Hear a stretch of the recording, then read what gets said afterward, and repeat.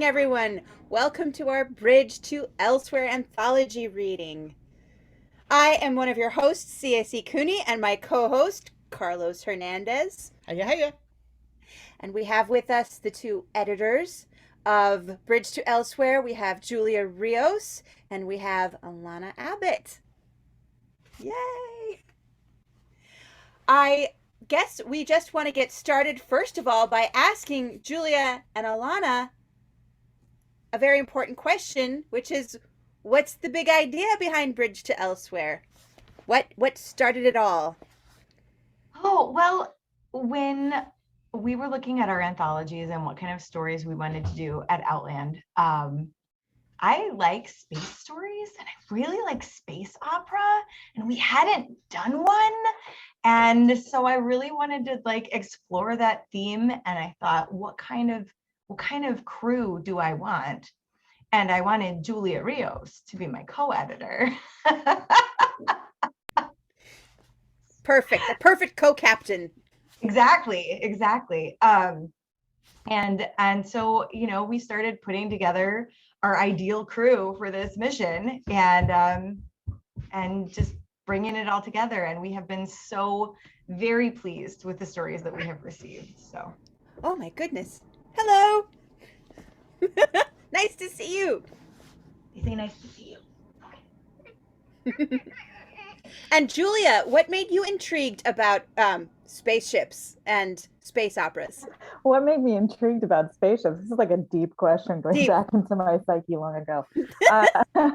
I love editing short fiction in general, and I have not really ever had the chance to just focus solely on space opera as a theme. So when Alana approached me for that, I was like, yeah, that sounds really fun. And then the whole process has just been very exciting. There are so many different kinds of stories in this book, and it's been delightful working with all of these authors and seeing what amazing things come out of them, sometimes very unexpected. Justin Key's story just kind of explodes your mind when you read it. And John Chu completely surprised us with what he turned in. And then some people made us laugh uproariously, like Jennifer Lee Rossman's story is just hilarious. Some people, like Anjali Patel, made us cry. So it's just, there's everything. There's everything in this story. If you like space stories of any kind, I hope you'll have as much fun reading this as we did making it. Thank you. Well, we would love to get started with the readings. I know this is a little, I don't know, forward of me, but I am going to start us off. I have a very short reading, which is just the beginning of the story that my husband and co-author, collaborator, Carlos Hernandez and I wrote together. And since the beginning of our story is somebody inviting people onto a spaceship, I thought that in the interest thematically, I would just invite you all onto our, metaphorical spaceship here. My darling, before you begin, I think there are a couple of announcements that Julia and Alana want to... Oh my gosh, you're right. I even had that in my outline and I just skipped that. Now, Julia and Alana, you threatened announcements on Twitter and hinted and teased, and you said there would be announcements, and never mind. I don't even want to read my story anymore. I just want announcements. Stop it. No, we do. We talked this morning about some great new backer awards that we're going to be adding. And since you all are going to be the first to know about it, I'm busy editing the Kickstarter in the other window right now so that you all can be the first to change your pledges if you want to, or if you are here and haven't backed our Kickstarter yet, you can do that. Julia, do you want to talk about the new backer tiers? Sure. So we have a few different exciting things. First of all, there's going to be a $15 level, which everything at 15 or above will now include as phone wallpaper background, the cover image from the book. So if you have pledged above $15, you're going to automatically get that. And if you have pledged at 10, maybe you want to bump that up because then you get that, which is very exciting. We also have 2 limited edition block prints from Meg Frank, who is my co-publisher at Mermaids Monthly, and they are an artist and they're awesome. One is an astronaut with sort of like a botanical motif in their helmet faceplate, and the other is a rocket ship launching in space. And there will be 10 individual signed numbered prints of those that we will be having as rewards. We're also offering 3 consultation video chats with me if you are someone who has questions about writing or editing, or if you want help untangling some kind of story that you're stuck on, or you want to have general career advice and coaching and sort of just brainstorming on where to take your creative career, then you can back at that level and talk to me for 30 minutes, and I will happily work through whatever problems or questions you have. And so those are the 3. I think that's all of the rewards, right, Alana? Do Yes. you want to talk about the for fun thing and also the exciting prize drawing? Yes, yes. Well, all right. So the for fun things, we have 2 basically milestones. And the first is just something that's silly for fun, because Julia noticed that I tweeted that I would dye my hair if we funded by tonight, which was maybe a little ambitious. But then we thought, well, what if we both pledged to dye our hair in colors chosen by our backers? So at the $7,500 mark, you can choose what color Julie and I will be dyeing our hair. We don't have to match, but we can. We will document on social media and make sure that everyone can see the whole process. It'll be great. So great. For when we do fund, because we will, when we hit the funding mark. Oh, no, it was a timed thing, wasn't it, Julia? All right. See, I think we said that you were going to draw the name on Wednesday. So yes. Anyone who backs before Wednesday, if you're already a backer, you're already eligible. Mm-hmm. And if you aren't, you can back up until Wednesday when Alana will make the drawing. Yes. If you are a backer and you email Alana, do you want to tell them what email address to send that email to? Yes, Alana@outlandentertainment.com. And this will go out in a backer update on the Kickstarter, so you don't have to remember it. It's in the chat as well, which is great. And you'll want to include the subject special drawing so that Alana knows to look at all of those when she chooses a random name, because that person will win both of the Meg Frank signed and numbered prints. I mean, I just got so excited that I just wanted to be in the chat and not respond out loud like this. I want a Meg Frank print. We bid on one at WindyCon, but we didn't get it. But and they're so cool. Yeah, I bid so $100 and was outbid like almost instantly. So like they're really cool prints. Like I wanted one.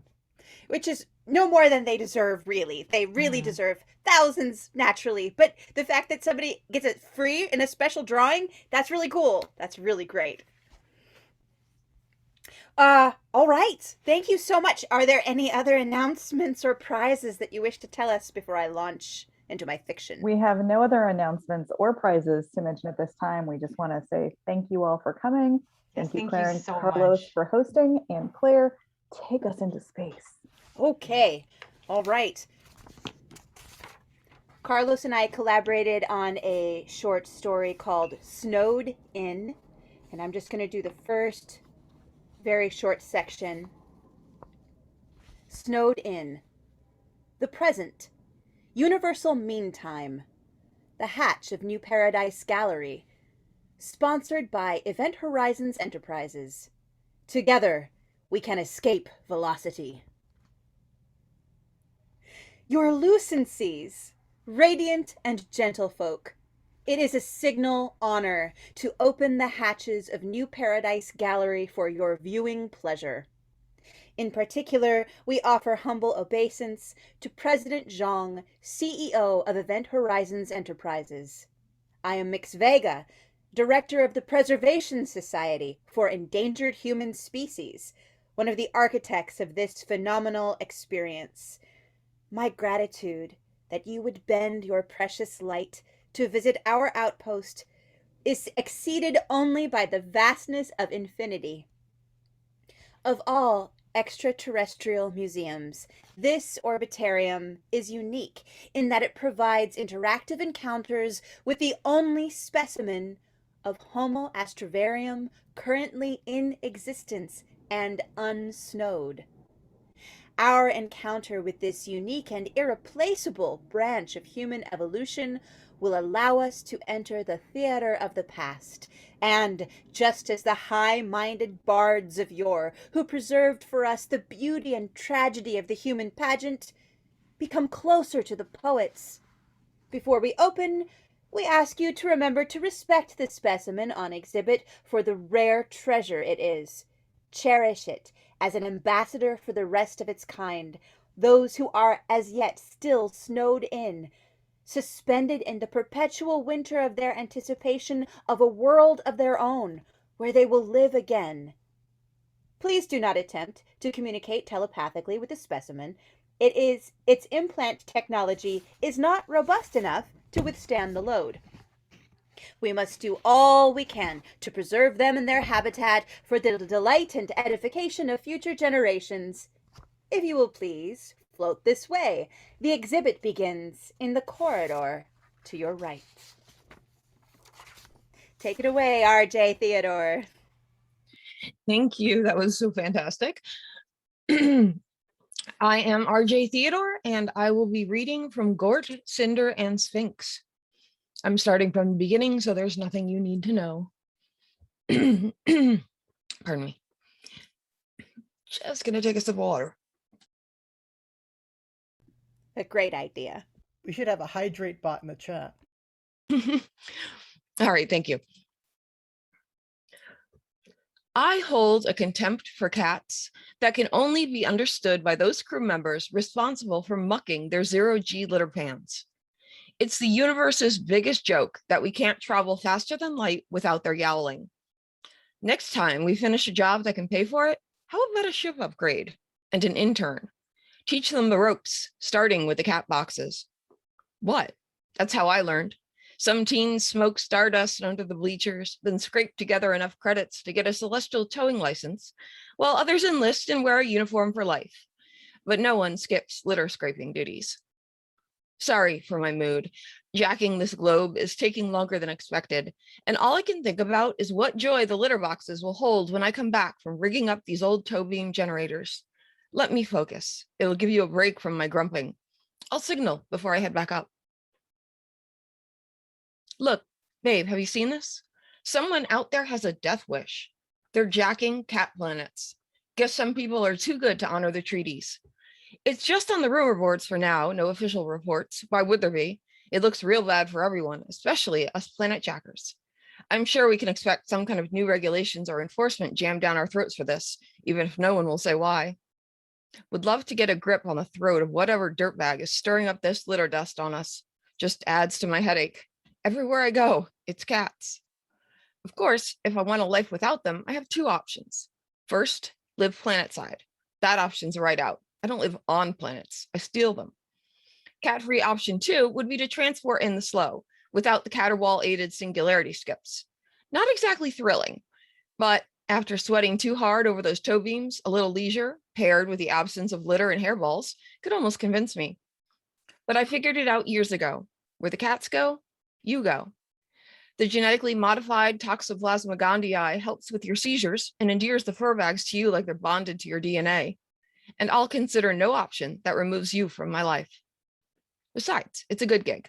Cats holler up a match for whatever bounties come through the wide net, and you and I get to spend a few days rolling about on some custom primordial soup planet. Or maybe one where someone's fantasied up some designer sieves. Those are always fun. Then hook its core up to our graviton hitch and tow it to the bursars for a payday. That time we found the planet of merfolk? Yeah, kind of wish we'd kept that one for ourselves. Not to live on, of course, just for the occasional rutting. I'm here for the stars, like I'm here for you. But I'm not reckless enough to take this contract. Sure, I wish the cats respected the effort I put into their litter boxes, but even I wouldn't mess around with a feline host planet. What kind of money would tempt someone to take on that kind of heat? A multiplex of zeros at least. Wonder if someone's paying that much. And who would dare? Keep an eye on it, though. If there's a clue to who sent it, might be a way to make a bounty off it without stepping too far outside the law. Bet we could buy a lot of oolong and comfort for that kind of information. But let's agree not to tell this to our trio. It'll only put them in a mood, and I'll be on cleanup thanks to their heave first, ask questions later stomachs. And that's it for this one. Thank you. Take it away, Jennifer. Awesome. Hi, my name is Jennifer Lee Rossman, and my story is 7 Things I Learned Traveling Through Space with a Genetically Engineered Lesbian Peahen. The story starts off with my main character being woken up by her companion peafowl, who is in space with her, and this is her explaining why they're there. Number 2, much like Brian Wilson of the Beach Boys, peafowl are picking up good vibrations. And here we pause for a brief moment for your daily recommended amount of info dump. Peafowl, Pavocristatus for you binomial nomenclature fans. Iridescent, elegant birds, equally comfortable strutting around manicured mansion lawns as they are being hand-fed French fries by small children at petting zoos. They're awesome, they're shiny, and their tails have thousands of eye spots that make them kind of look like eldritch horrors. But did you also know they can communicate via vibrations? Look, I'll spare you the scientific mumbo jumbo, mostly because, as I already said, I didn't really read it. But the gist of it is this. Peafowl shake their booties, it vibrates the air, and other peafowl feel these vibrations with their doodle boppers.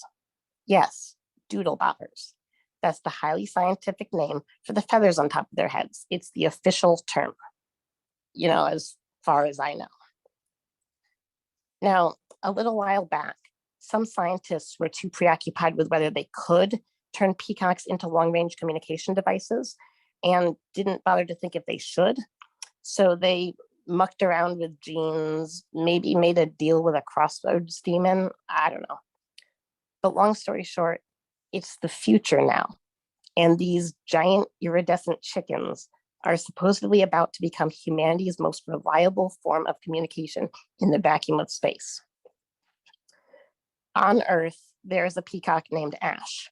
Well, okay, there may be several. It's a common enough name, especially with people who grew up on Pokemon reruns. But the one I'm talking about was raised with a harem of peahens, Penelope among them. They lived together for years, raised babies, bought little houses with little picket fences for them to perch on, the whole damn American peacock dream. Once they were properly bonded, the females went to space, each on their own ship. But distance can't stop true love. I mean, it can.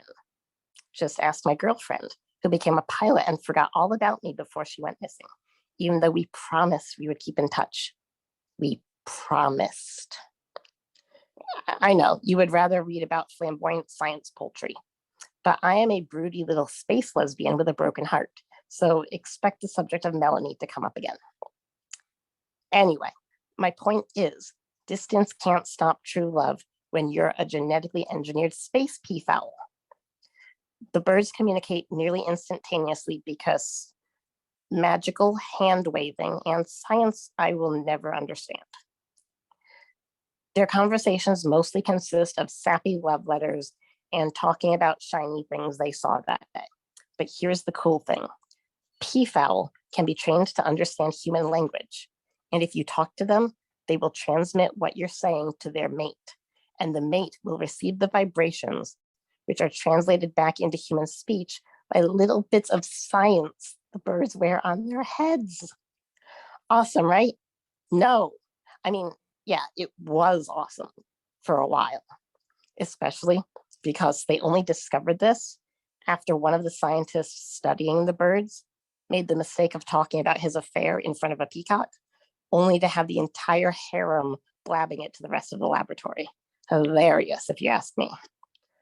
But then something went wrong because number 3, peafowl have absolutely no sense of direction. And that's it for my section. Thank you so much. Wonderful. Thank you so much, Jennifer. Thank you. Next on deck, we have Justin C. Key. All right, I have a little bit of a scheduling snafu, so my daughter will be with me, and I may censor myself in some parts, but my story is Quantum Leap, and I'm doing it a little bit in like a third into the story. Basically, the space crew has just drawn straws for who's going to explore this new like mysterious spacecraft that has found them or they found them. And the main character has gotten the smallest straw. I found Shamia watching the monolith from the main bridge's viewpoint. I came to stand beside her. She twirled one of London's trimmed spider plants between her fingers. The good doctor cut this one off prematurely, I think, she said. It's still got life to it. I didn't take you for a botanist, I said. I'm not. I put the mama plant in the quarantine bay to keep you company when you get back. You want it to go, I said. She was set to deny it until I showed her the straw. You didn't get it short enough. Shamia sized me up. We hadn't talked much during the mission. The first night out of the solar system, Captain Womack passed around moonshine. Both of us had one sip of the stuff and then bowed out of the rest of the drinking game, watching our crewmates, including the captain, get pissed drunk. Somewhere in the night, well after the sting of moonshine had left our throats, our laughter turned into kisses. With the next day came mutual regret, written clearly in the awkward air that existed between us since. I thought the short stick stays. BS. Why do you want to go? I figure there's one of three things inside that thing, she said. She counted off on the yellowing leaves of the plant. 1, nothing. If we're going to waste our time, I'd rather be out there than waiting here in anticipation. 2, it's something effing awesome that the human mind can hardly fathom. 3, it's a horrible monster that's going to infect whoever goes over there and use them to kill the rest of us, in which case I'd rather get it over with. What do you think it is? She shook her head. Whatever it is, it came undetected, uncontested, and I bet the only reason the computer picked it up at all was because it wants to be picked up. Those are all good points, I said. You've convinced me. You'll trade with me? No, you convinced me not to trade. You're an a-hole, you know that? She handed me the plant. Its leaf edges crumbled under my hold. What am I supposed to do with this? I said. Be less of an a-hole, maybe? Take it with you. Maybe it'll be good luck and you won't end up killing us all. If I turn into a murderous zombie, I'll kill you last, if that makes up for it. No, not last. That also sucks. Somewhere in the middle, make me a nice middle kill. You got it. Something about the vastness of space made the human mind feel infinitesimally small and unimportant. Everything civilization built, studied, and congregated around was in part to distract from that vastness. Even So Fly, with its familiar walls and rooms and artwork from home, protected against the truth of this. Now, out in the open, I felt how small I was, a derivative of stardust put into an ancient cosmic dance with other stardust to spark life that then went through a cycle of energy, creation, and destruction, unbroken, all the way up until me. Earth to Sean, Spry's voice. Earth to Sean, muffling, an angry voice, some laughter, and then Captain Womack was in my ear. You straight, Sean? Yeah, I'm good, I said. State your name. I'm good, I said. Dwayne's sudden death during a spacewalk had shaken SoFly's crew to its core.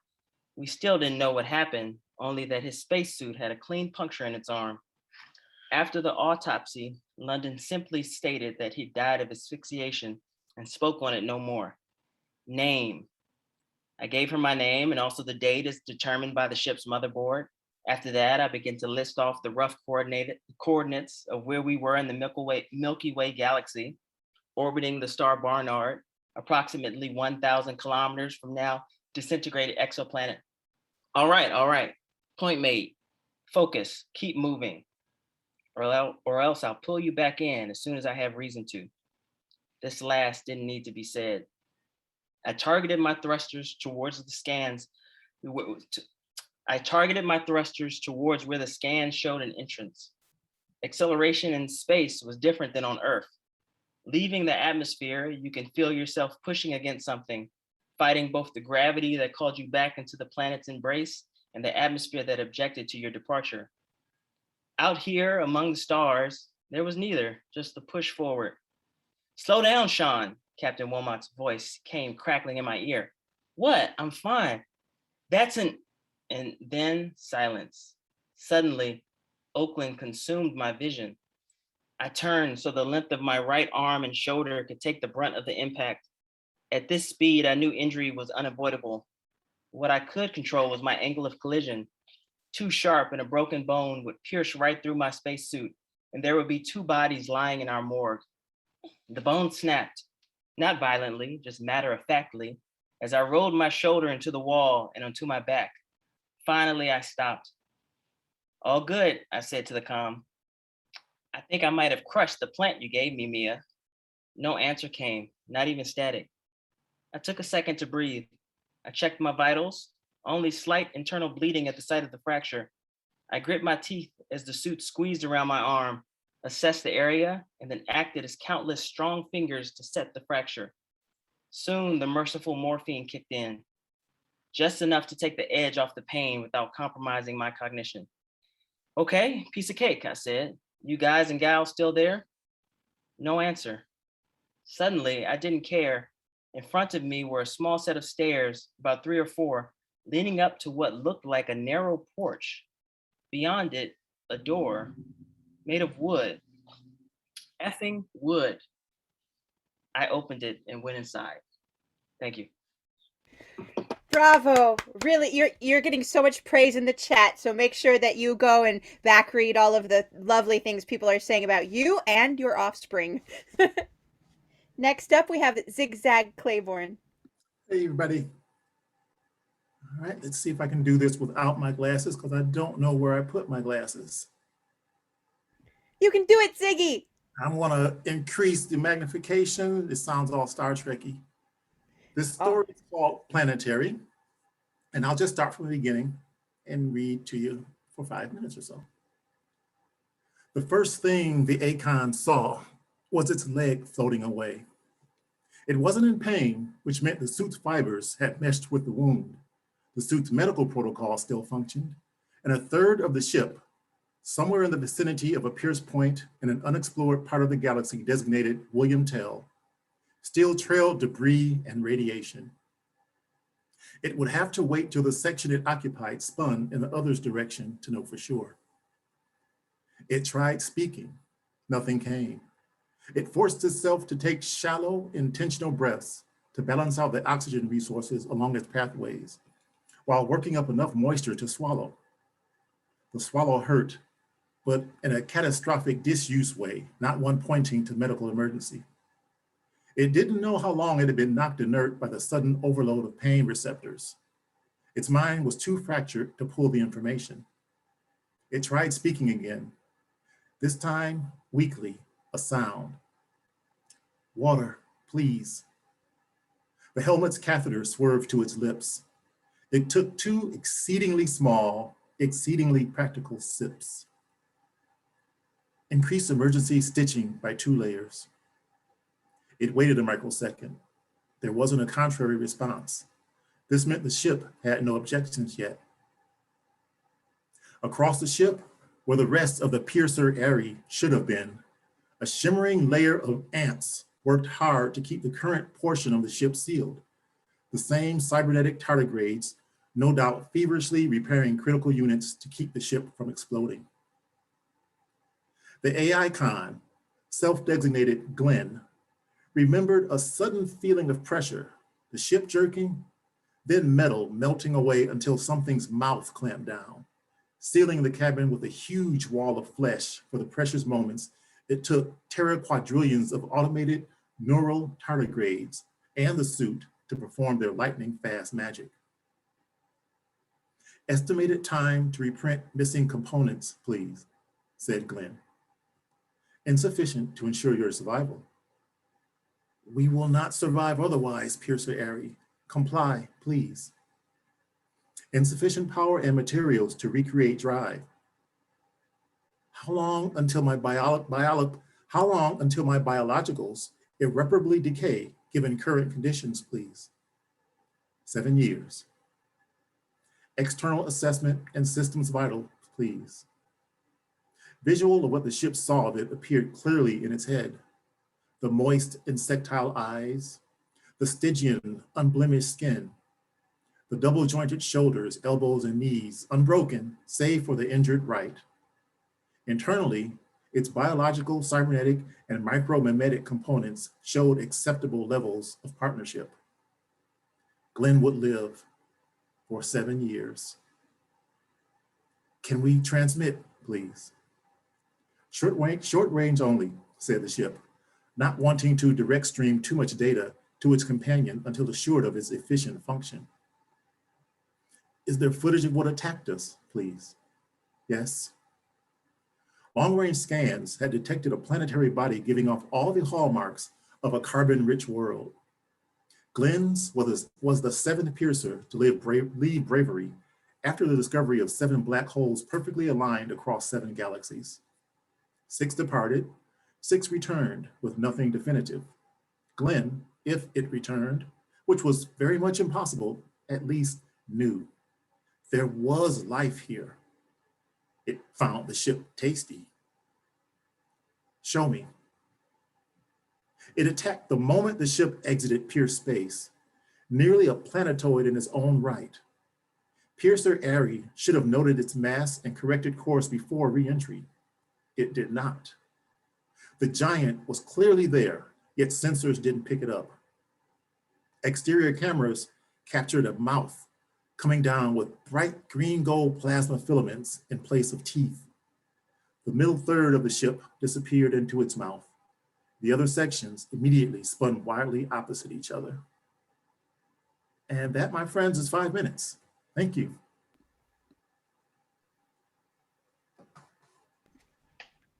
Sorry, I was doing some technical things. Wonderful, Ziggy. Thank you so much. Let me consult. Alex Delamonica is up next. Thank you, everyone. And hi, I am Alex Delamonica. I also publish fiction as Lex Beckett, and this story is called Salvage Blossom. It begins with a young woman who has hired a bounty hunter to help her drag her runaway dad back home. And it has 2 ships in it, Corim and Finch. Hard to believe the name describes a flower. Gus was 3 days into a fever that had caught him just after they entered the scatter, and his labored observation as they approached the legendary ship Corim passed for an attempt at banter. He was probably afraid grandmother would refuse to pay him when it turned out he'd got sick on the voyage, though it could be a more humane impulse, keeping Savita from worrying. She was worried. The ship's onboard nurse insisted Gus was fine, but his cough was worse, and there was a disturbing orange cast to the skin around his eyes. At one point, when his temperature peaked, Savita redirected the ship's coolant outflow to blow chiller through the skipper's cabin until the mirror frosted. But she had little experience with sick people. The robot nurse presumably knew better. Gus wasn't wrong about Corim. The ship, if ship it could be called, had as its original seed a massive abandoned troop carrier. This had been pierced, rammed through, by the cylindrical engine of an asteroid driver, a gigantic propulsion shaft. Captured spaceships by the hundreds had been adhered to this structure over decades, radiating outward pedals to the driver's stem. The result had ceased to be truly salvaged long ago.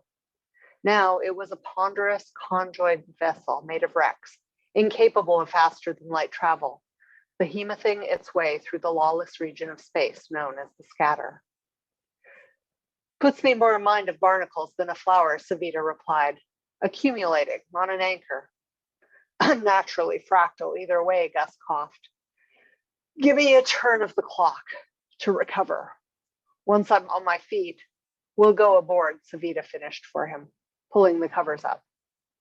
Once he lost consciousness again, she accessed autopilot. Can you bring me onto a transit route for a ferry to Coram?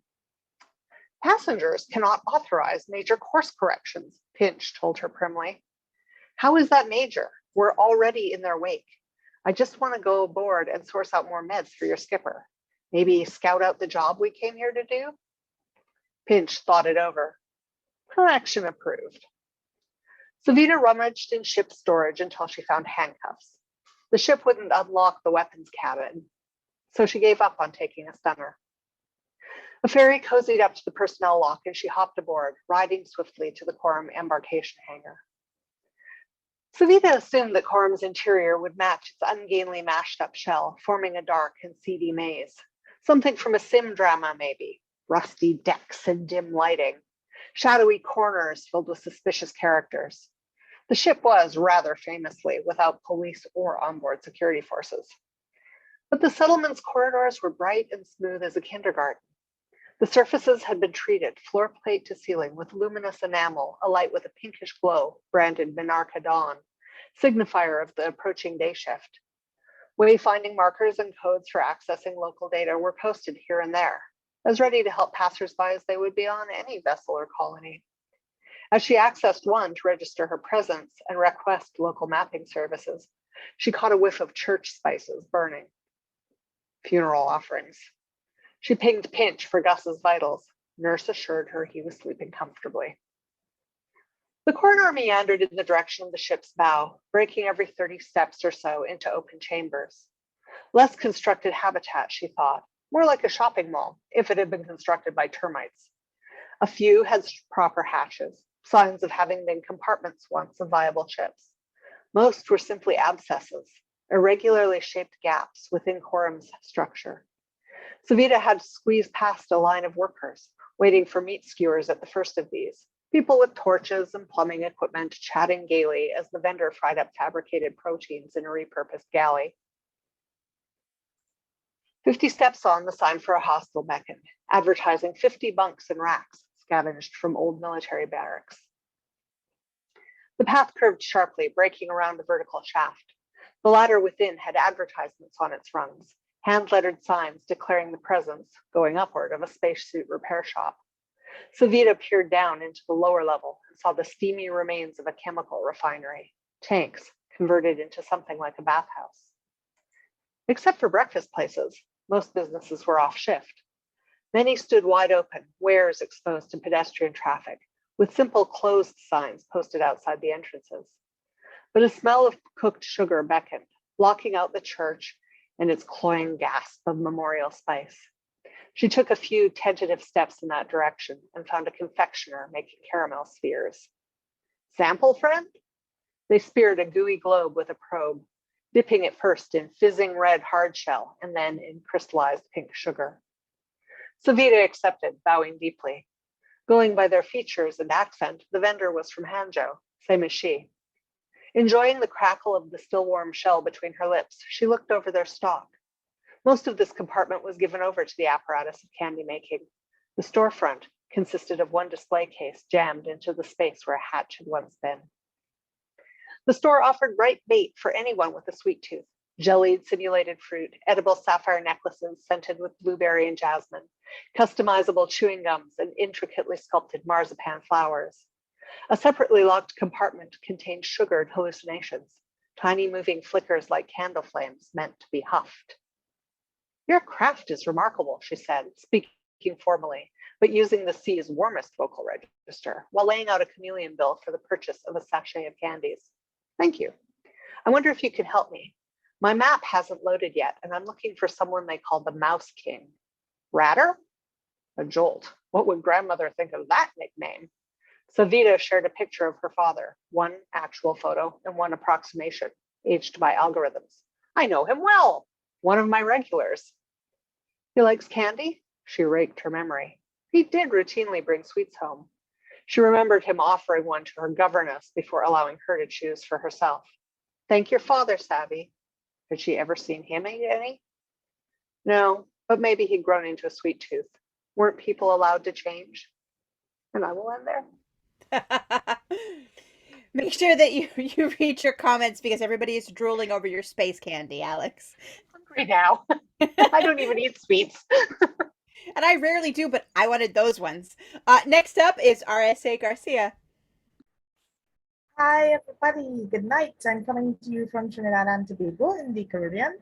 And my story is called How to Win Friends and Influence Rebellion. It's actually a story that it's set in the same world as my debut novel, Lex Talionis. And it's sort of an apology to all the people who've been waiting for the sequel. So without further ado, How to Win Friends and Influence Rebellion. Bloodkin, now, Madana, Vatpesh. Definition, those we share blood with. Also, those we spill blood with.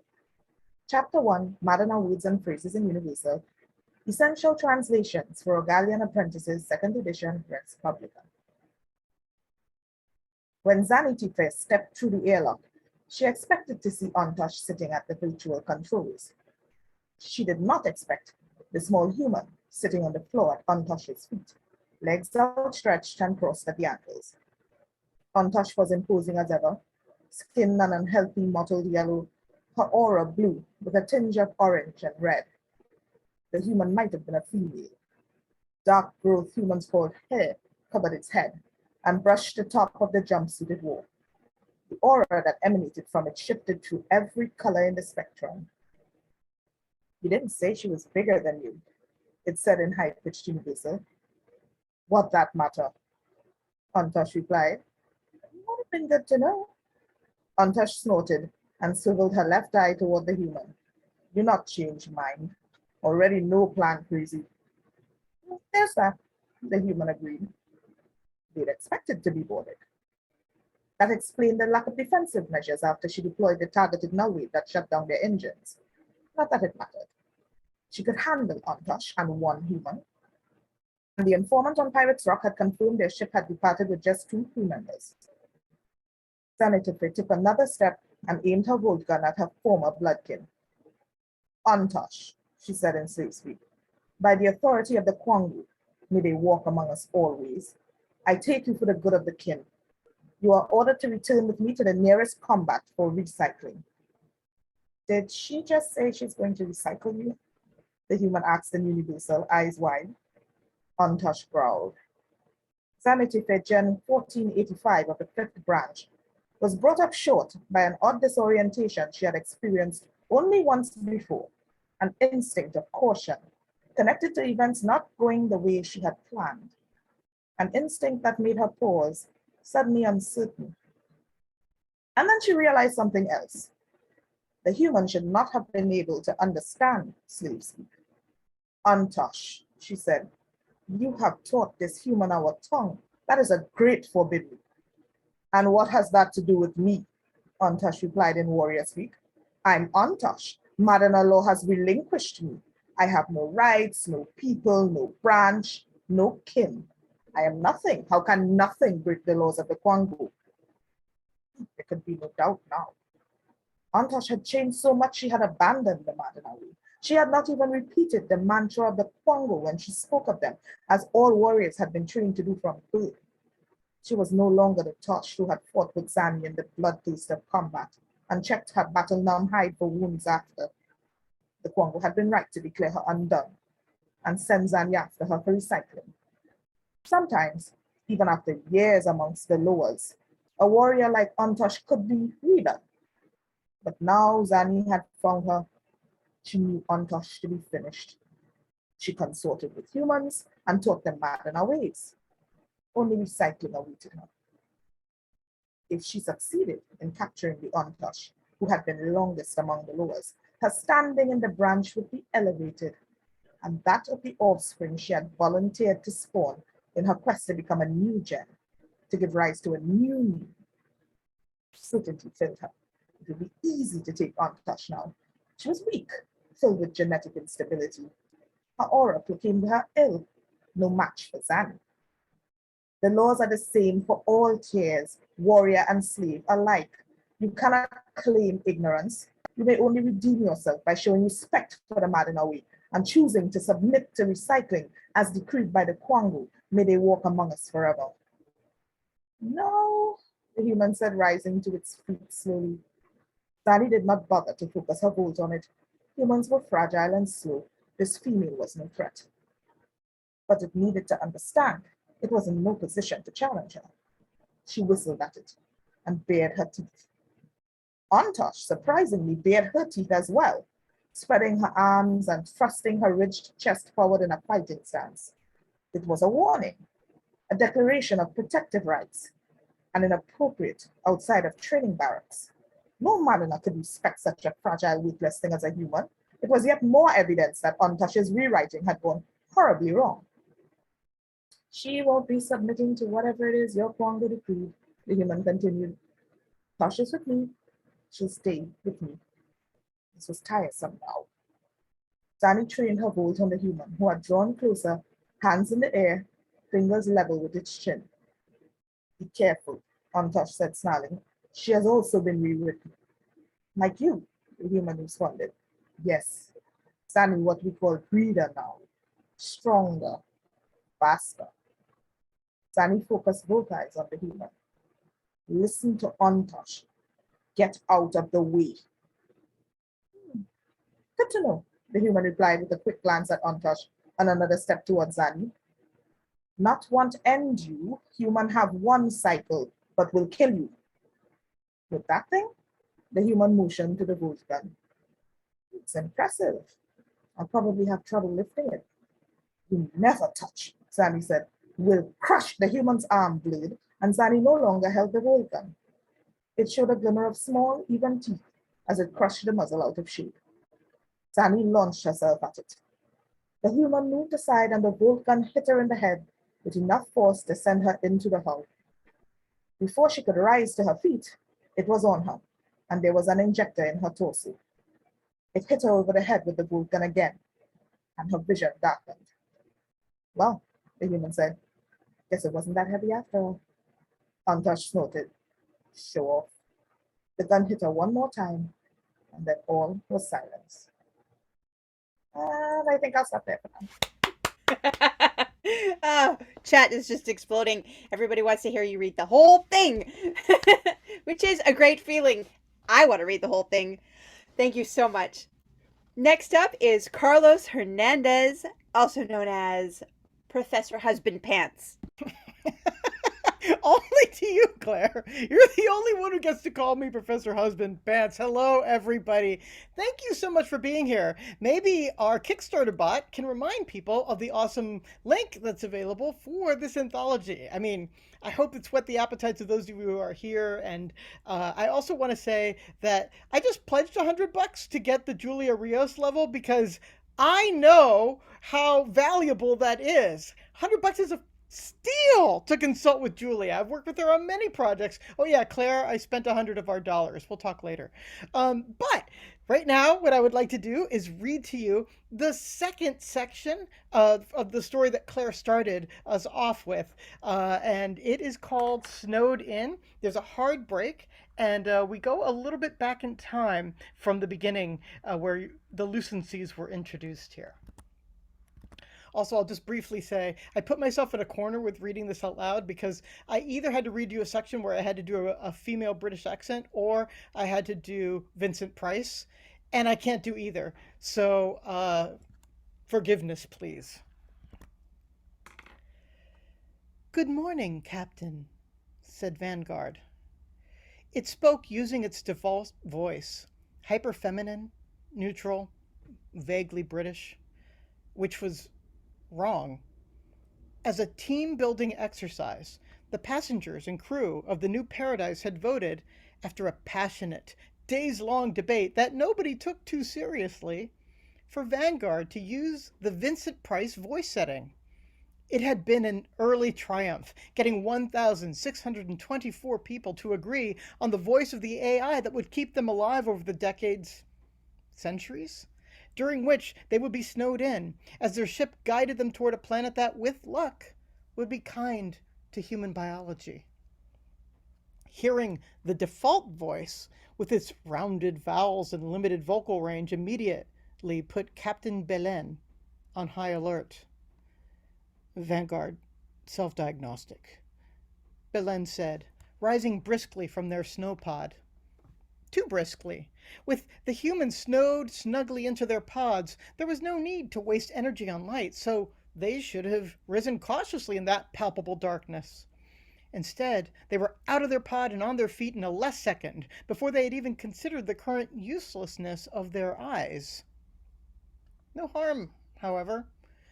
They knew exactly where every single object of the ship lay, without sight or any other senses to help them. Or rather, they had a new sense.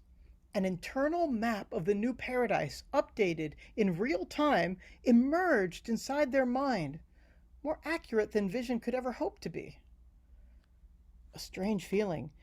If the ship was a body, then Belen was now a strange floating ganglion within that body, nervously integrated. Stranger still, Belen had not had this perfect map in their heads when they had been snowed in. How long had Belen been snowed in then?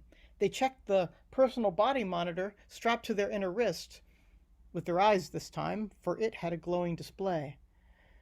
11 years, 4 months, 19 days, 6 minutes, 21 seconds, 22, 23. More than 11 years of lying inert, of atrophying immobility. Yet their body felt strong and agile and full of energy.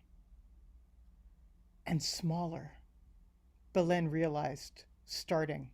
By the faint light of their personal body monitor, they saw an arm and a hand that more resembled what that arm and that hand had looked like back when they were 9. It took half a minute for Belen to find enough composure to ask, "Did you shrink me, Vanguard?" "Self-diagnostic complete," said Vanguard. "Vanguard Autonomous Algorithmic Consciousness, version 21.2.914F, operating at full capacity. I'm fine, Captain. How are you feeling?"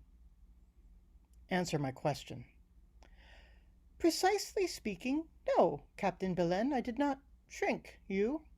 I understand why you would use that language, however, and I don't want to mince words.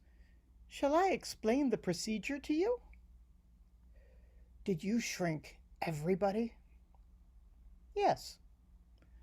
"Under what authority?"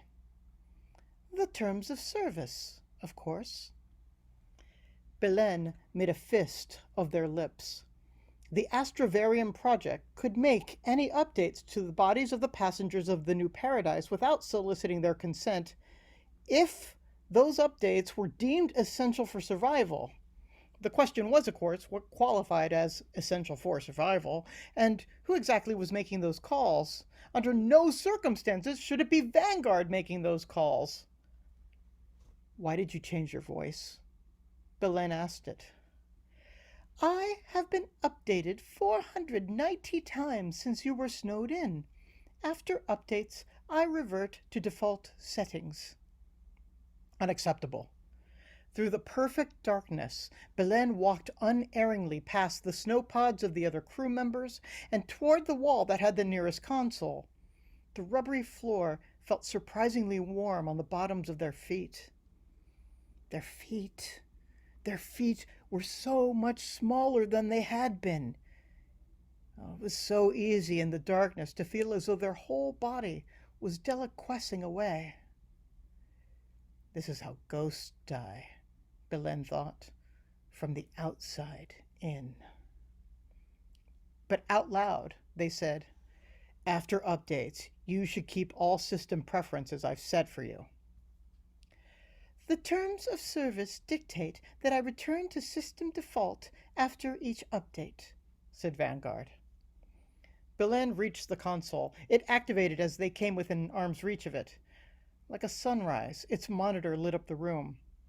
The crew quarters' white walls and white snow pods gave it all the charm of a 3D printed mausoleum. Now that Belen could see, they held up their hands. They'd seen Australian spiders with legs longer than these new fingers. They looked down at themselves. Their body had been that of a 68-year-old when they had been snowed in. A healthy 68-year-old, Captain Belen, like everyone on board, placed in the top 1 percentile for fitness in their age demographic. But their body now was hairless and scarless, more muscular, and proportionally reduced by, they estimated, 30%. It seemed less like their body now, more like the body you might find in a simulation, a tidy, perfect, and utterly lesser body. Belen started typing search terms on the console keyboard. What circumstances essential for survival required this dramatic and invasive reduction of my body mass? An audit of the manifest nutritional needs revealed that, by reducing human size, snowed-in passengers' lives could be extended by more than 13 years. The technology to do so was perfected while you were snowed in. So, Astrovarium invoked the terms of service to greatly extend the survivability of everyone on board. Belen, head bowed, stopped typing. Since when has a technology ever been perfected? I take it that is a rhetorical question. Belen tapped down the anchor enough to master their thoughts. They needed a clear head to draft new language for the terms of service, which they would put before the crew and, with their amendments, send to Astrovarium immediately. They reached for the keyboard and were about to start typing, but then, on a hunch, they reached their mind into the keyboard. They did not know exactly what they were doing. They just thought, let me reach my mind into the keyboard. It worked.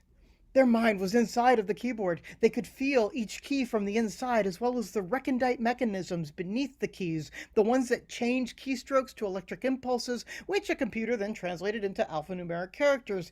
It wasn't necessary to actually press the keys, Belen quickly determined. If your mind was in the keyboard, you could just think letters, and the right ones appeared on the monitor. Are you following what I am doing right now? Belen asked Vanguard. With great interest, said Vanguard.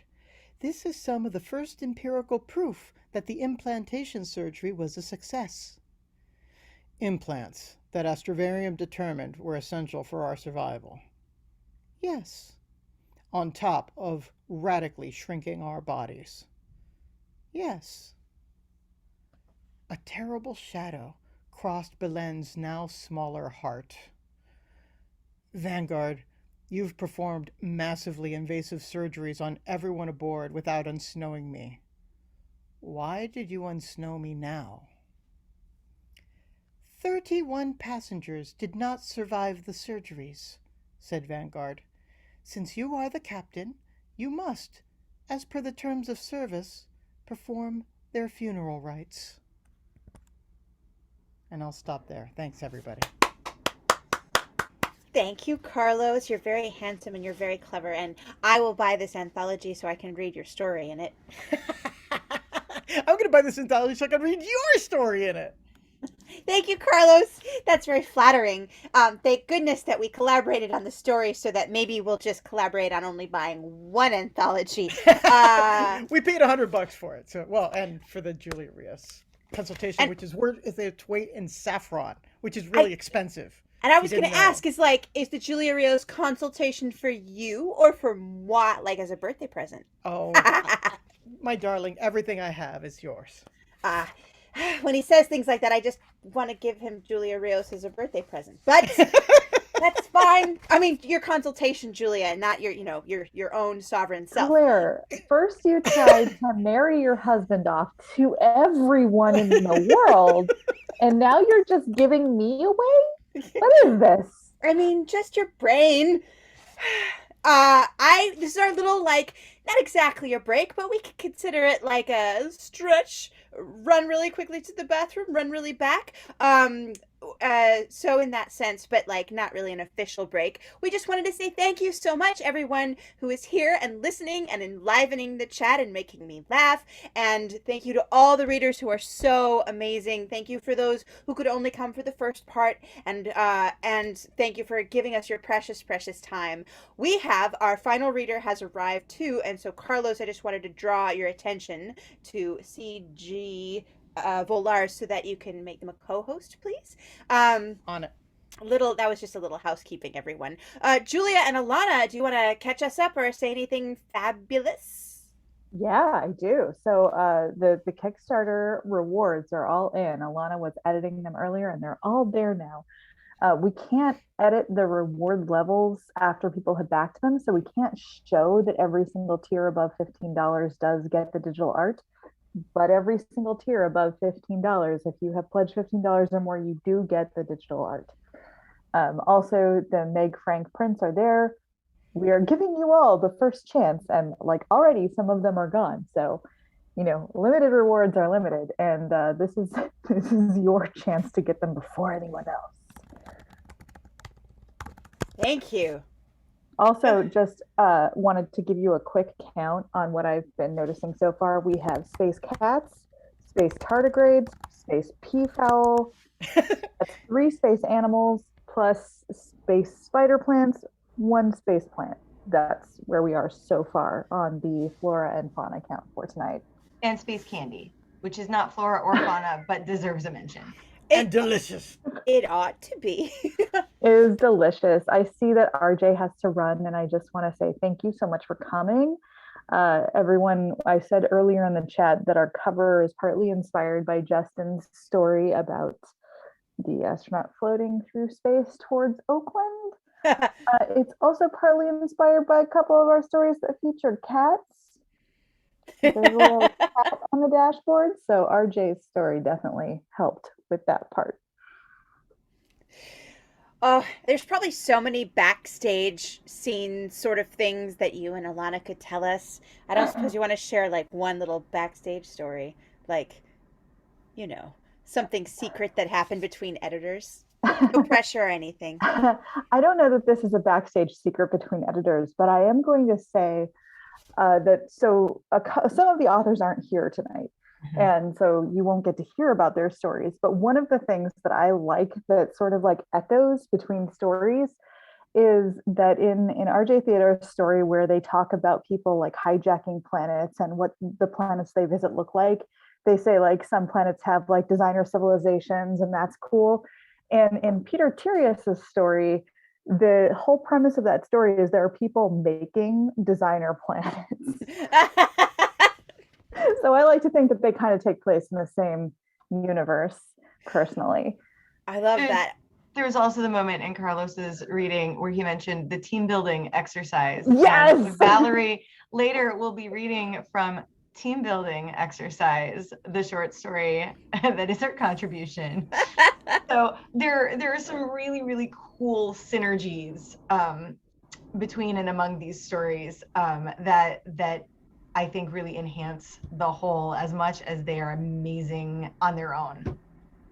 Yes, also I will say that there are a few Tuckerizations left, and one of them is Jennifer Lee Rossman. So if you want to be in a story about peafowl, you can. That's awesome. I kind of want to be in a story about peafowl, or be a peafowl. That would be cool. She's open to that. Or Jennifer said that was a possibility. Oh, well, that's very intriguing. I'm intrigued. Our next up is Alexandra Pitchford, and just remember from your friendly hydration bot to hydrate. Julia Rios, I see you hydrating. I'm super proud of you. Do like Julia Rios does, everyone, and settle in and listen to Alexandra Pitchford. Hello, everybody. So my story is Shadows in the Dark. It is actually a follow-up to my short story that appeared in the Apex World of Dinosaurs anthology. So my central characters from that are making a reappearance in this. And in this, they have been sort of press ganged into trying to find a very dangerous, mysterious vessel. And I will be opening up as the boarding skiff from the Arcadia has docked with the disabled vessel. And here we go. Let's see here. The space sealed. a dull hiss following as the air inside the ship was pulled out and replaced with air from the interior of the enemy vessel. Only then did the boarding tube unseal, revealing a darkened corridor beyond it. Are you sure I can't have my gun back? Yes, I'm sure. Just stay close. As they stepped into the corridor, their helmet lamps flicked on, chasing back the darkness around them. The metal of the bulkheads and deck plating was smooth, but with an iridescent quality, shimmering as the light passed over it.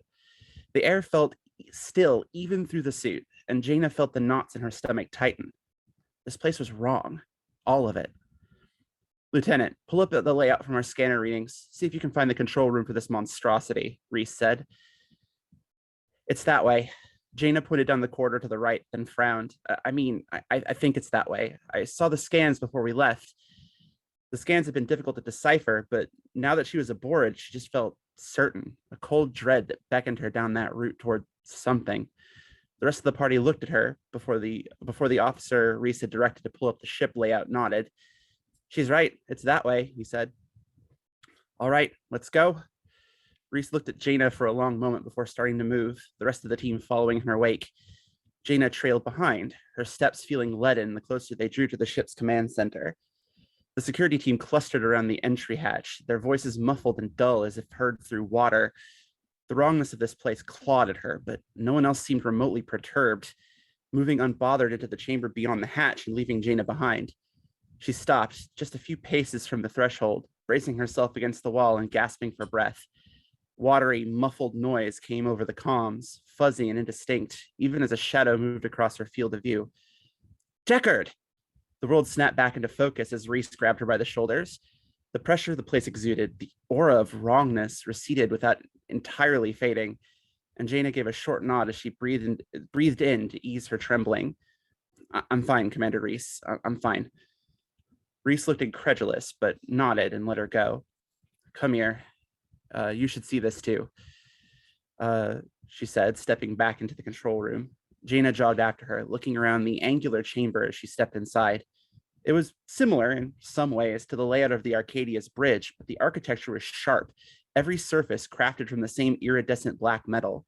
Control systems glowed dully, some measure of power still reaching them after that shot crippled the ship, but it was the occupants of several of the stations that drew Jaina's focus. Humanoid shapes, reduced to bones covered by withered, dry skin, were slumped in several of the chairs, cables and wires woven through their bodies and connecting them to the consoles in front of them. Only one console seemed to have full power, a series of alien characters displayed across it. These bodies are Rethari, one of the security officers said. I can't tell how long they've been dead, though. A long time. They look mummified, another offered. If the crew is dead, who was piloting the ship? I have no clue.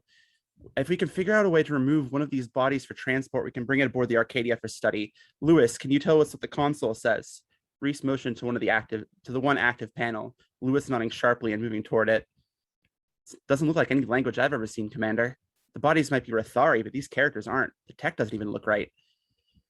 Jaina drifted closer to the console as well, her brow furrowing as she watched the characters shift and change. There's something familiar about them, a vague sense of recognition buzzing in the back of her head. Noise crackled from the console at odd intervals as well, incredibly garbled. I think I can clear up the audio at least. I'm not sure if we'll understand it, but Lewis crouched, pulling open a panel and rooting around inside for a bit. The noise rose in volume, crackling before resolving into a mechanical voice that filled the chamber. It was a short sequence of words, and Jaina frowned as she focused, trying to hear what it was saying. That's what I thought. I don't recognize the language. Jaina raised a hand, tilting her head. Like the symbols, a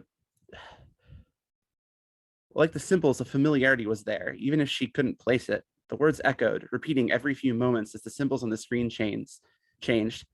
And then, with a horrifying realization, it all clicked together. Back to the skiff. Run! And that's where I'll end. Just right on a cliffhanger. Golly. Oh, very good. Thank you so much. Thank you so much. Next on deck of the spaceship Elsewhere is John Chu. Hello. Okay. My story is called whose spaceship is it anyway? I'll just read about as I realized this morning, it's kind of the story turns out to be kind of hard to extract from. So I will just read the first 800 words or so. In improv class, they tell you to stay away from 3 scenarios: teaching scenes, transaction scenes, and argument scenes. So you'd think the worst improv scene ever would be one where a manager trains a new sales clerk on the cash register while they argue with a customer trying to buy a mango. Nope. The worst improv scene ever is the one happening on stage right now, and the audition only started a minute ago. The theater building used to be an Asian grocery. The only way you'd know is if you'd read about it on the theater's website. There's a small lobby that leads into the performance space. The stage is a flat platform about 6 inches tall that almost spans the room. The house is 5 ascending rows of folding chairs. All the lights are on. You can see the show's creative team seated in a row in the middle of the house watching us. This feels extremely unfair. Normally, when you look at an audience, you don't see anyone staring back, assessing your every choice. After a quick warm-up, someone on the creative team suggests spaceship, and everyone except me lurches onto the stage. They're all desperate to demonstrate active agreement with everyone else. Everyone except me is a half dozen improvisers, 4 of whom I've done scenes with before. The other 2 introduced themselves when we all walked into the space, but I was too nervous to actually remember their names. They both look like they play college hockey. Compared to some of my other auditions, 2 whole women in the group counts as a surprisingly diverse mix of genders. And if you include me, we're not all white. Unfortunately, but unsurprisingly, everyone on stage is way too eager to show off their technique. So active agreement becomes an over-choreographed flailing disco number where the music is people shouting parts of a ship's bridge at each other. Unless an improv scene is explicitly some sort of group game, any more than 2 or 3 people at a time is basically impossible. Any more than that would require literal telepathy. In theory, a scene is trying to happen. In practice, it's like watching those videos of a newborn foal figuring out how to stand. For what feels like excruciating days, its legs buckle at the wrong time and its torso keeps flopping over. Unlike the foal, the scene hasn't managed to stand yet. I mean, I'm also way too eager, not to mention desperate to get cast. Because we're all invariably eager and desperate, improv auditions tend to be a fustercluck, filled with chaotic scenes where everyone is trying to get their 2 cents in at exactly the same time. Unless the instruction from the creative team is literally do a herald or some other long-form improvised structure, there's rarely any overarching structure to speak of, not one even organically evolved over the course of the improv. It's all rather self-defeating. Still, getting into the scrum has never gotten me cast before, and it's not going to now. Besides, whenever I do that, I always feel like I'm making things worse. That, obviously, is the key to a great improvised scene. Nothing makes for a great scene more than you trying to nail your relationships and show off your impeccable object work while a half dozen people dart off in their own directions, such that no one has any clue what the fuck is happening. The spaceship scene occupies most of the stage. I'm off to the side, practically off the stage, by myself making Balzer. What does this have to do with the initial suggestion? Beats me. You're not supposed to be directly inspired by it anyway. Like, spaceship is supposed to remind you of, say, watching TV with your mom after school. Then that's supposed to inspire you into a scene about innocence or guardianship, or maybe the inevitable heat death of the universe, for all I know. The instant we moved to the US, my mom stopped watching TV or really doing anything with me. My parents spent all day working at the restaurant. If a plate of sweet and sour chicken cost more than a fast food burger, no one bought it. They all decided it was too expensive. It was not like there was any money to hire anyone. Once I was like 12, I worked there too. Customers scanned the menu while they told you what they were really in the mood for was a slice of ham, mashed potatoes, and gravy. When they asked you whether you were the number 1 son, you had to laugh like no one had ever made that vaguely racist joke before. It was great. Anyway, I'm hoping the directors work out some ingenious connection for themselves and decide I'm brilliant. On one hand, I think me standing there waiting for the dough to rise could be this comic tour de force. On the other hand, I'd really like to get cast in the show. Being able to pay the rent is pretty awesome. I highly recommend it. And I'm going to stop there. Thank you so much. The chat is lolling and like falling off their chairs laughing. So thank you so much, John. Next on deck is CG Volars. Hello, hi, thank you. Can I just stop and say that was amazing. That was absolutely hilarious. We were over here just dying laughing the entire time. I love the idea that we're definitely gonna have to get an animal. Some people were talking about getting a pet and naming it Buster Cluck, and I think that sounds amazing. So yeah, trust that joke will live on forever in my household. So just please be that was glorious. It was very funny. Okay, so my story is from Static Over Space, which is a novel coming out, my debut novel, sci-fi coming out in the spring. And this is using some of the characters from, well, the majority of the main characters from that. So just to kind of like introduce and dig into some of the characters. The Atrax Killboard. Izo Lopez woke with a start. He was in a place he didn't recognize, strapped to a cot by both wrists. The room was tiny, made of metal, and poorly lit. Izo pulled at the straps. They were strong, but maybe not impossible to break. Izo's stomach curdled with confusion, and something else about the room he couldn't quite put his finger on. Shoving down a swelling pit of cold fear, he lifted his head to survey the area. A single light flickered on the far wall. Across the room lay 3 cots, bolted into the wall with thick metal beams, each with just enough room for 1 person. Above him, there were 2 more, 6 bunks in total. Behind him is a wall of cabinets, 12 in all, and stacked in rows. In front of him was a door. On the ceiling was a large metal grate. There was nothing else. Izo's eyes returned to the metal grate. He was trying to remember how he'd gotten here, or how long he'd been. There was nothing. The last thing he remembered was getting ready for work.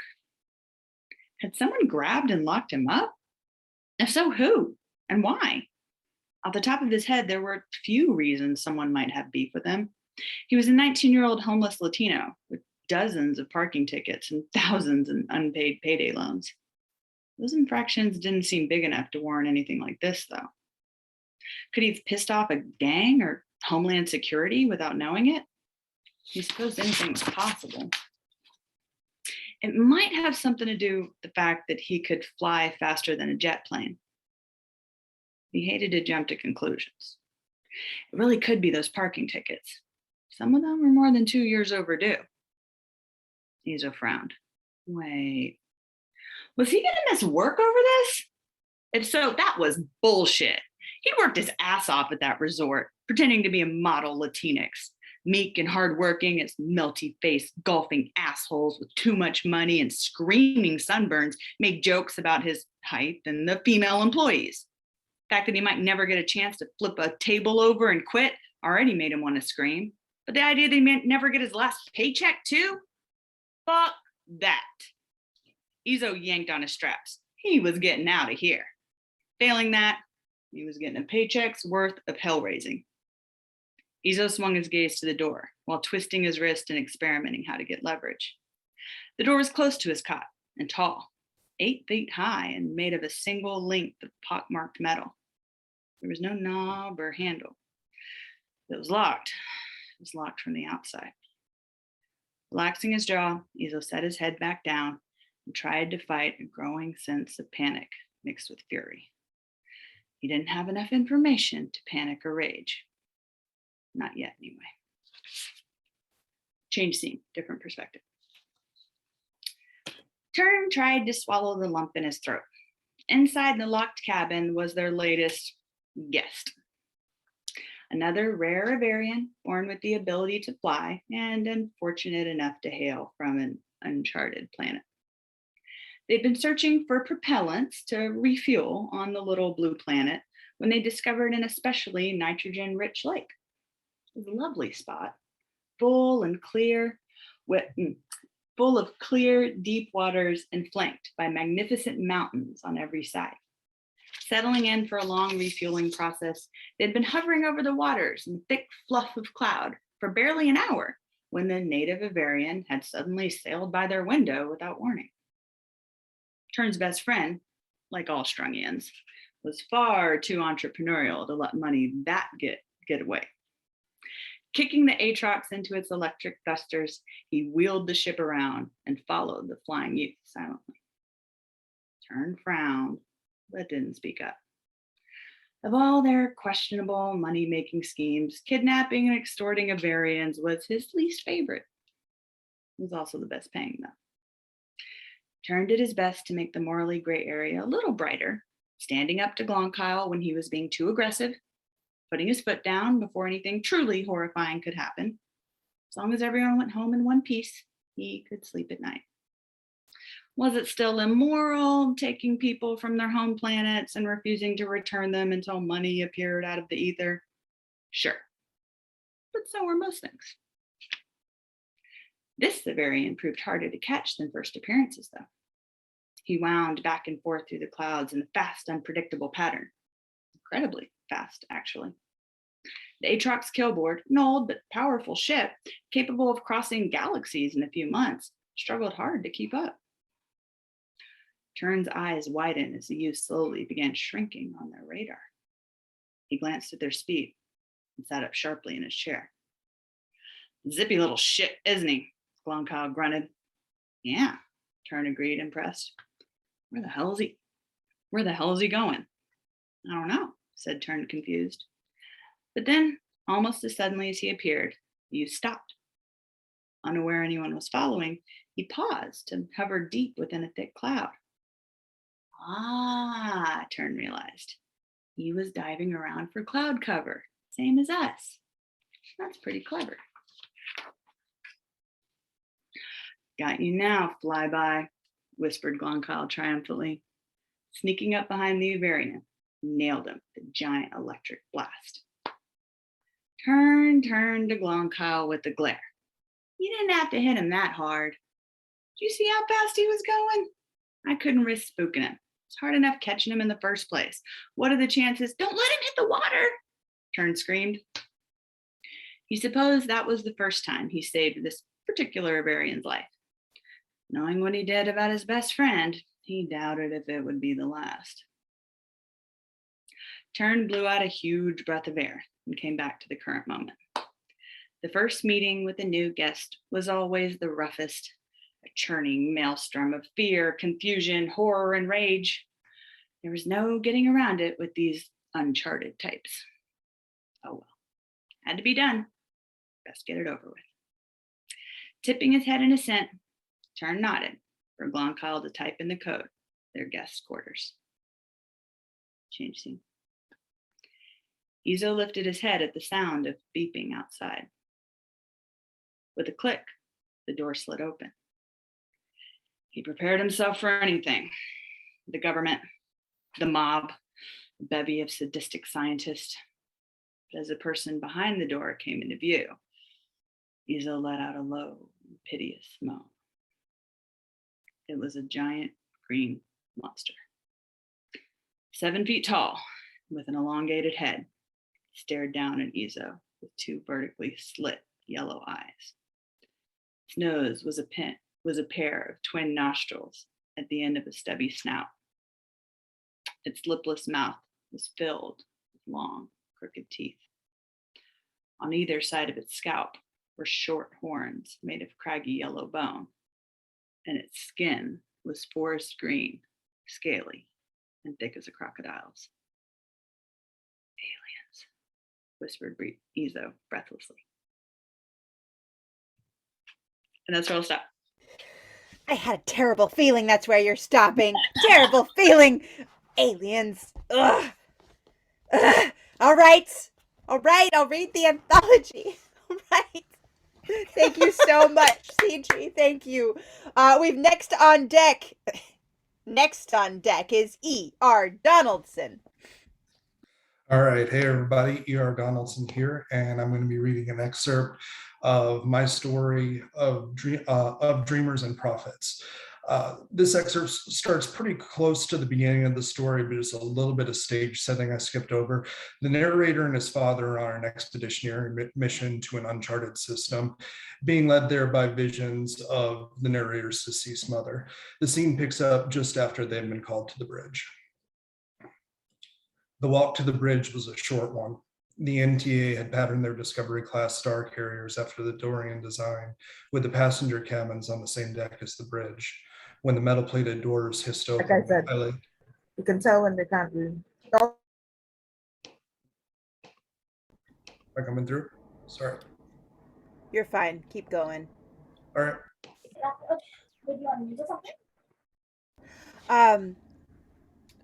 R.S.A. Garcia, if you'll turn off your microphone, please. All right, no big. Okay, when the metal plated doors hissed open, I laid eyes on our commanding officer.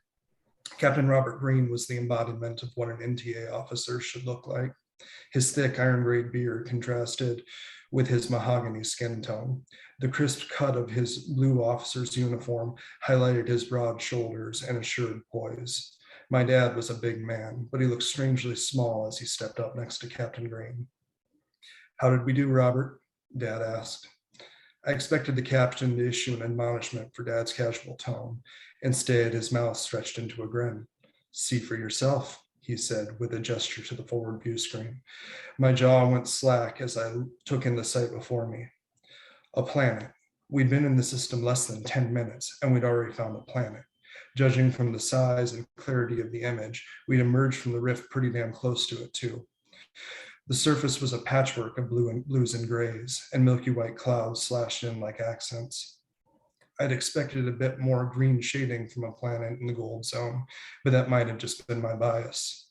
A single rusty orange moon peeked out from the far side of the globe. Though my eyes studied the scene, my mind went numb at the implication. Mom was right. Captain Green laughed, clapping Dad on the back. "I don't know how you did it, Wayne. Those coordinates were spot on. I've never seen a jump take us this close to a target, and I've done over a dozen, mind you. Just glad to see the adjustments for the timing work. That's the annoying thing about celestial objects, constantly moving." Dad scratched at the bit of stubble on his face. "Have you scanned for the monolith yet?" "Monolith?" "Just gave the order," Green answered. "Dad?" I asked, confusion evident in my tone. "What are you talking about?" The captain's gaze cut to me, then back to my father. "You didn't tell him?" "Tell me what?" Dad sighed, pinching his brow. "One moment, son. I just didn't want to bring it up until we had confirmation." "Confirmation of what?" A nearby console beeped. An ensign tapped on an alert on her holo display, and an icon appeared on the forward view screen. "Sir," she reported, "I think we found it." "Deploy probes," Green ordered. "Let's take a closer look." Twin beacons of light appeared on the view screen, rushing toward the red icon on the planet's surface. I wasn't paying much attention to that, though. I was totally focused on Dad. I had to physically shake him to get his attention. "Dad, I think you need to..." He just shrugged off my touch. "Just another moment, Ethan. I need to be sure." I started to protest, but another beeping sound stole everyone's attention. "Connection established," reported another member of the crew. "Syncing feeds now. On the screen in 3, 2. A new window opened on the view screen. The bridge took a collective gasp. "My gods," Green whispered. The probe hadn't just found some mysterious monolith. It had found an entire city.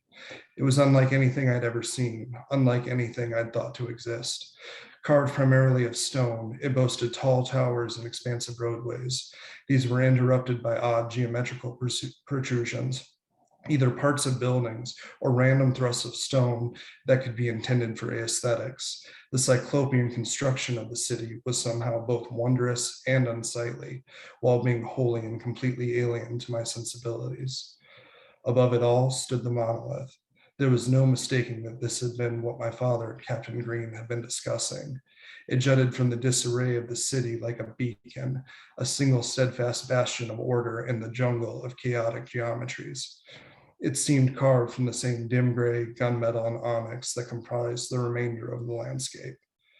That's it, my father whispered. Is someone going to clue me into what the nine hells you're talking about? A look passed between Green and my father.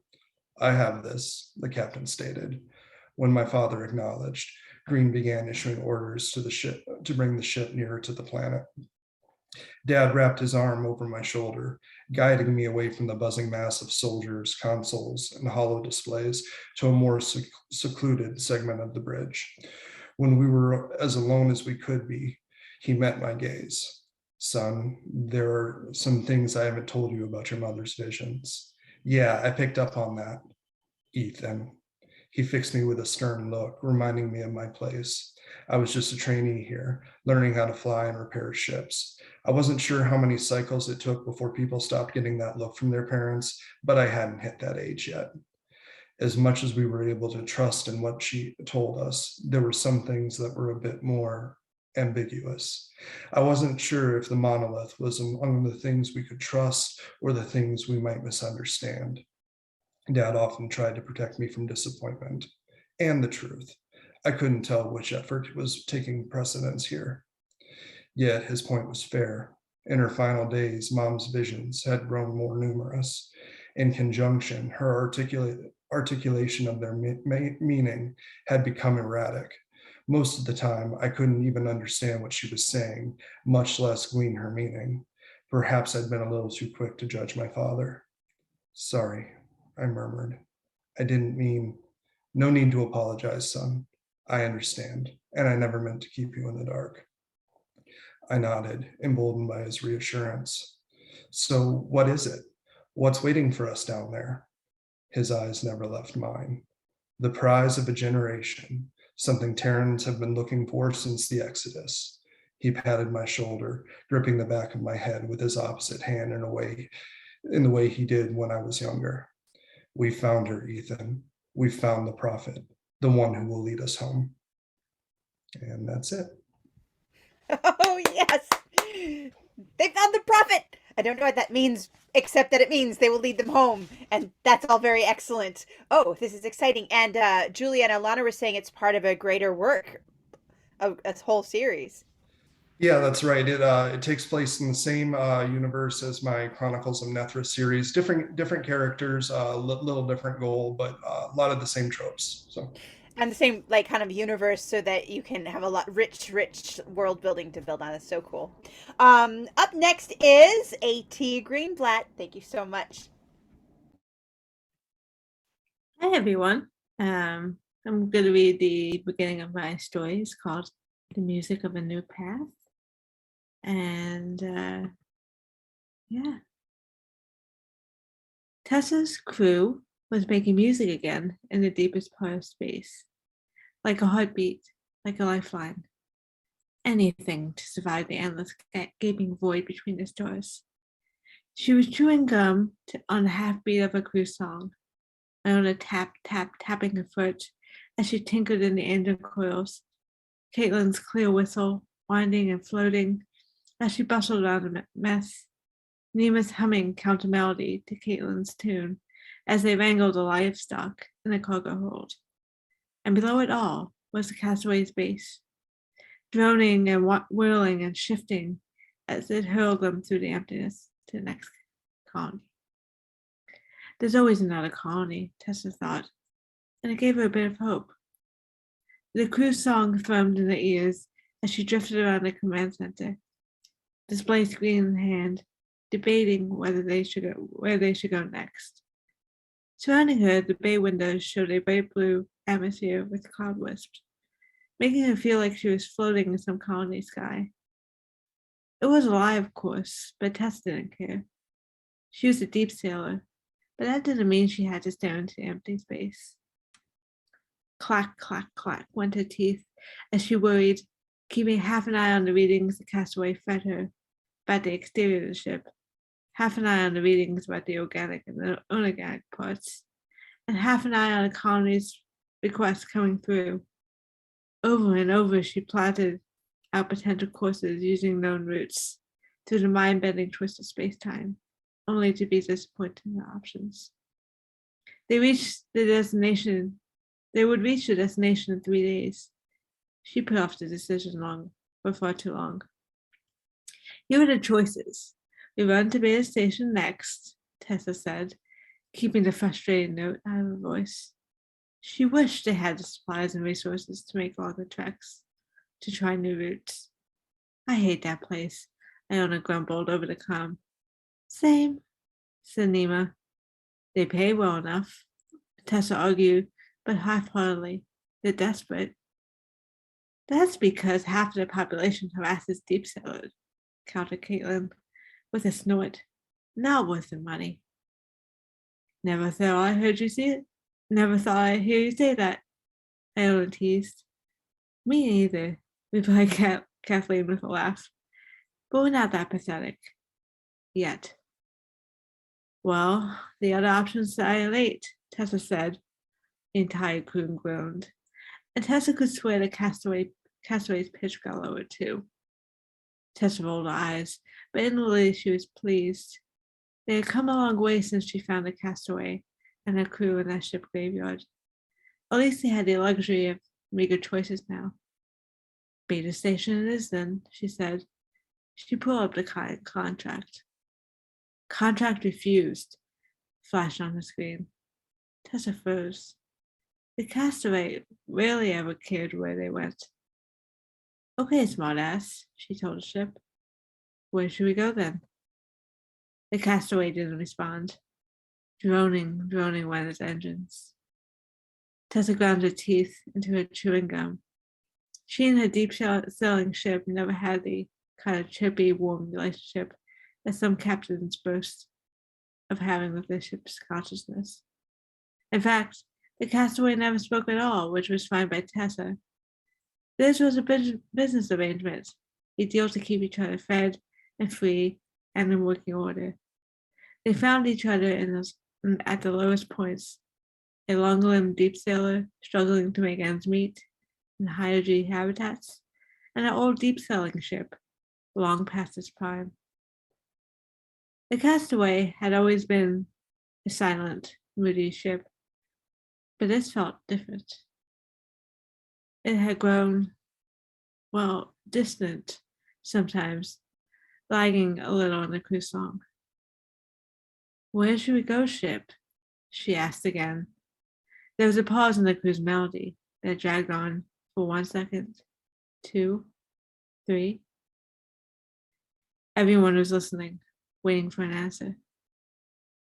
A new route lit up Tessa's screen, and before she could fully understand it or protest, the Castaway's tune changed, its humming engine becoming a roar as it shifted course.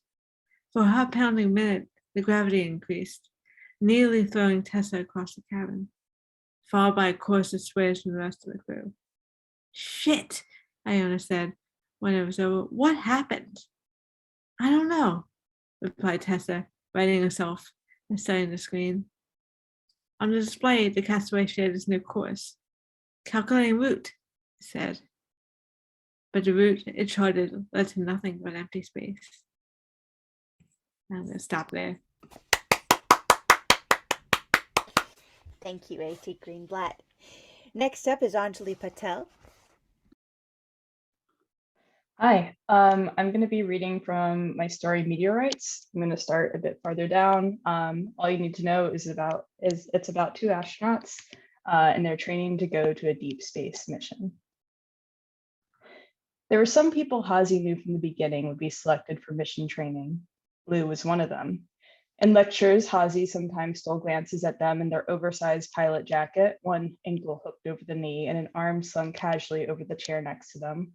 Lou was the embodiment of confidence, of coolness, of ease, everything that Hazy was not. As they began mission training, Hazy passed Lou standing on the edge of their new campus in Siberia. Lou watched the stars as if someone had just pulled back the curtain and they were watching the show for the first time. They glanced at Hazy and smiled. Great, right? Can you believe we'll get to go up there? Hazy looked to the sky. It had been so long since she had felt whatever emotion was strewn across Lou's face. Did you always want to go up? She asked. Yes, Lou said, and there was no hesitation. I used to have these dreams as a kid where I floated through stars. It happened every day for a few years. I figured if it was better than that, then, well, it must be ecstasy. It makes sense you became a pilot then. Lou nodded. Yes, but it was frustrating too. I always wanted to go a little higher. Planes made me feel trapped. They glanced at Hazi. What about you? Did you always know? Hazi thought of the toy rocket her uncle gave her. Did she? Was it ever that specific? Or did she just know she had to chase something before the world swallowed her like the rest of her family? No, Hazi said. No, I didn't. Hey, I have to go study. It was nice running into you, though. Lou nodded and turned their attention back to the sky. It was nice running into you too, Hazi.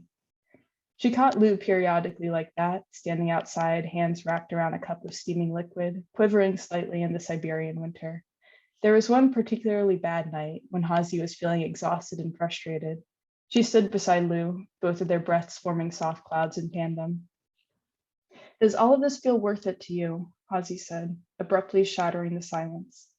Absolutely, Lou threw Hazi a sidelong glance.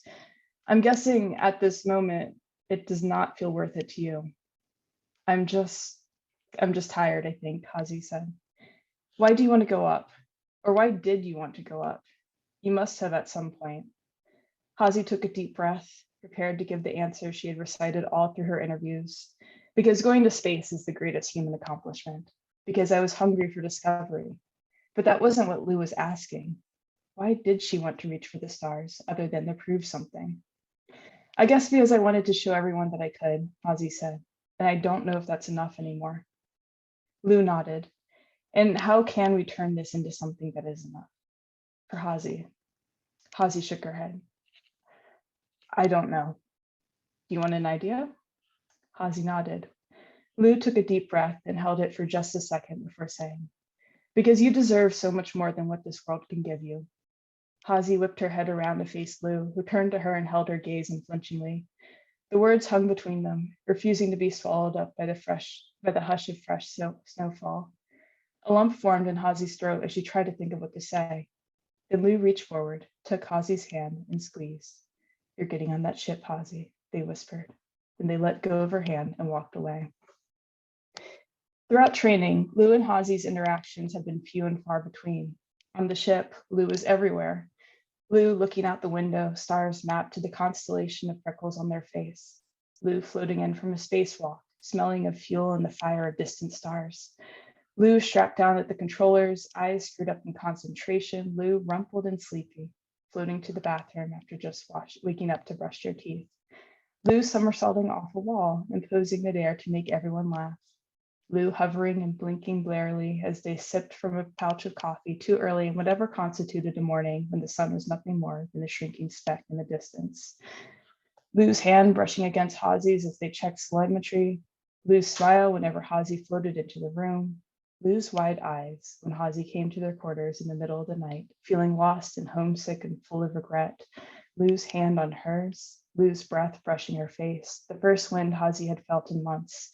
Lou's soft lips, Lou's and Hazi's arms, finding each other in the dark, forming a cocoon as they hurtled through space, all too aware that their bodies, the ship, the barely formed thing between them was fragile and ready to unravel at the seams, but still so bright and full of potential. Lou, whose every breath and movement brimmed with life. Remind me why I'm here, Hazi whispered to them one night. Lou wrapped their arms around Hazi tighter. Because you deserve the universe, Lou whispered, brushing their lips against Hazi's hairline. And we are going to see more of it than any human before us. Lou, Hazi's private son, Hazi's center of gravity. Hazi, realizing it was not the universe she wanted, it was this. Connection, appreciation, to be understood and respected. And then Hazi, abruptly ending everything and pushing them away. I'll end there.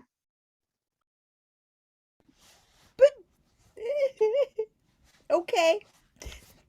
Okay, I'll let you this once.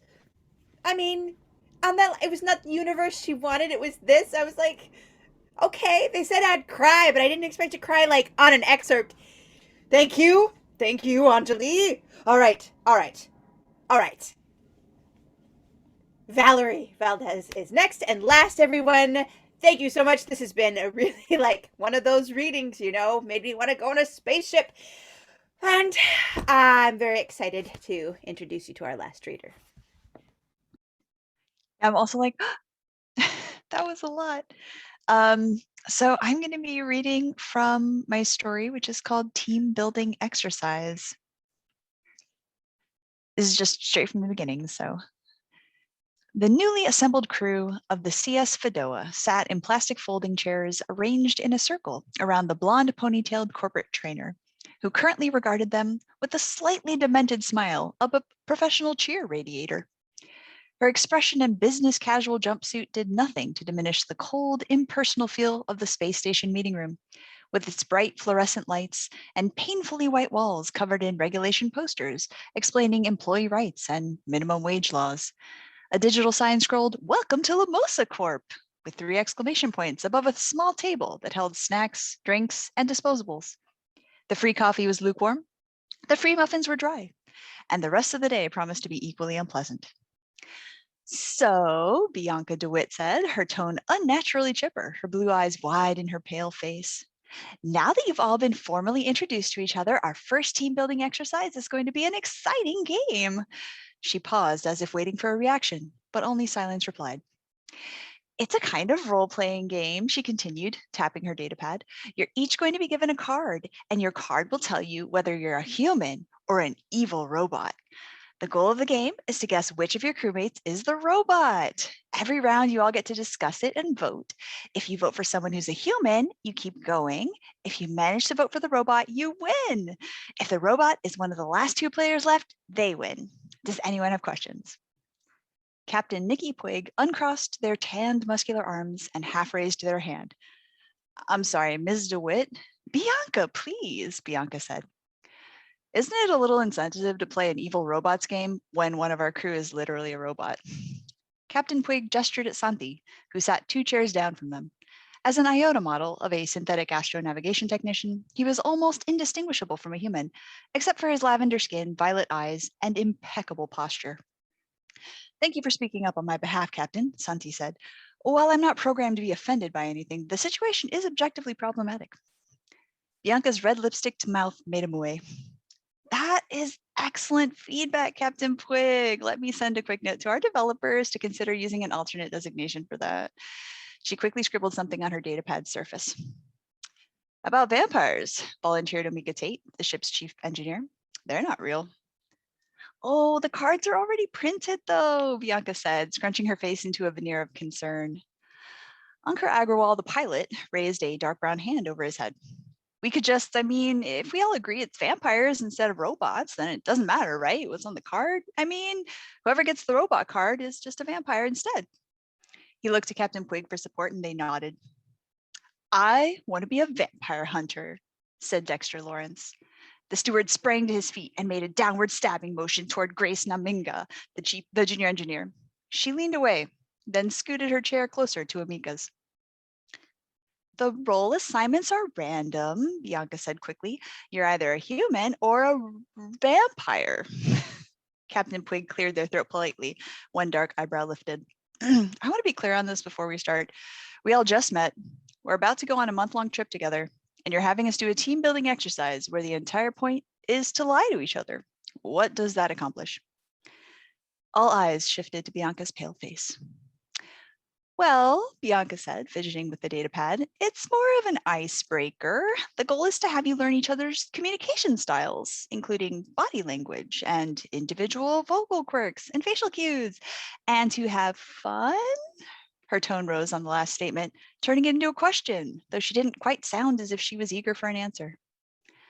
"That seems illogical," Santi said, blinking his violet eyes twice in rapid succession.